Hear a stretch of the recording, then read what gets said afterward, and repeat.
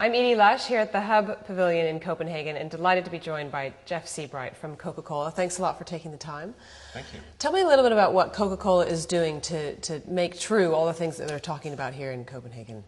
Well, we're working very hard on the things that we can do to improve our business with respect to the carbon impact that we have. Refrigeration equipment is our single largest area of impact, followed very closely by our packaging. And just to take those two in order, we have about 10 million pieces of refrigeration equipment around the world. We've been working hard over the last decade to really improve the energy efficiency of those units so that we can reduce the energy associated with them, and we're successfully doing that, 40% improvement over the last 9 years.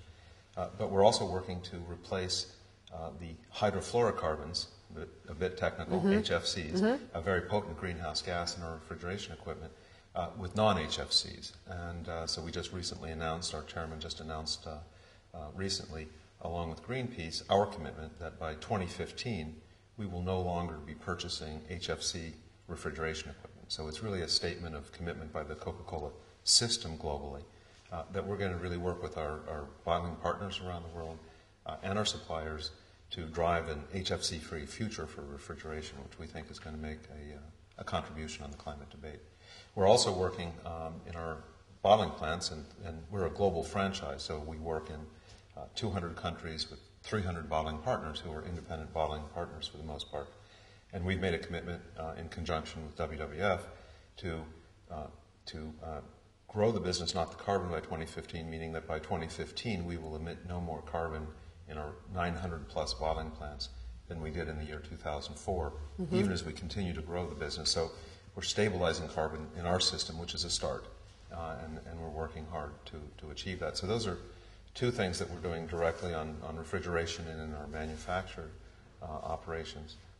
How do you deal with, then, once you've stabilized the carbon that you're emitting in terms of packaging, for example, how do you then even cut it more? Do you move towards fully recyclable bottles, or how do you see that kind of transition happening? Well, good question. I mean, on packaging, which is the other area, large area that we do focus on, we've really gone to school on the life cycle analysis to understand the full life cycle impact.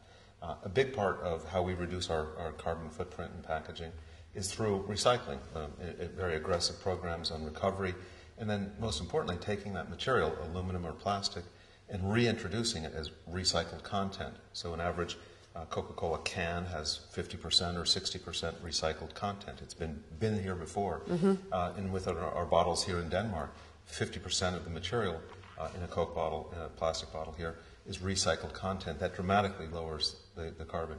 The next level that we're looking at is to introduce renewable resin in plant bottle, which we just announced and are launching here in Copenhagen, will be in Denmark rather, will be in the US and other markets next year. Takes a renewable feedstock, in this case using a byproduct of sugar refining, and introducing that into the bottle, so it's delinking it from fossil fuels and from carbon. So the bottles that we have in the marketplace now in Denmark are 65% recycled content and renewable materials. So a very significant step on the journey to a low carbon packaging. I want to talk a little bit about water as well. Water, obviously incredibly important to you. Tell me a little bit about the efforts that you're making in water stewardship as well. Well, water is really absolutely vital to us. I mean, we're a beverage business. Without water, we don't have a business. And while there may be a beyond petroleum for some energy companies, there certainly isn't a beyond water for Coca-Cola or the world. It's an essential resource.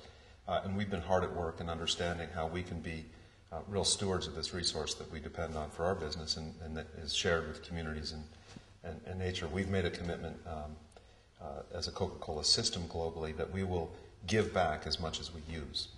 And what that means is that we measure what we take in globally. We measure how we are effectively treating the processed water and giving it back to nature in a safe, treated way. And the water that we send out as product, that we're going to offset that, if you will, through projects and partnerships that strengthen watersheds, like rainwater harvesting or doing things like reforestation that will improve the health of a watershed. So we're actively trying to give back. And what that really means is that the more we grow as a business, and the more water we use, the more we're going to do to give back, to make it a more sustainable journey. Could you just maybe give me one example of a project that you're working on, say, in China? I'll give you one example of a project that I recently visited, not in China, but in India, in the state of Rajasthan, which is a very arid state. And we have a bottling plant in an area that is water stressed. It's being a lot of agricultural demand for water, and the aquifer is under stress. We've engaged in the local community in helping support drip irrigation technology, low-cost irrigation, working with the municipality, so farmers can be productive with less water. And we're also working with the community to put in rainwater harvesting structures, which are traditional structures. These are things that have been around for a long time, but simple channels so that when the monsoon rains do come, that the water, rather than flash flooding off, percolates and recharges the aquifer.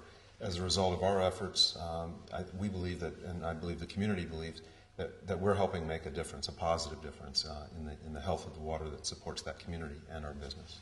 Jeff, thanks very much for taking the time to talk with us here at Hub Culture at the Paviion in Copenhagen.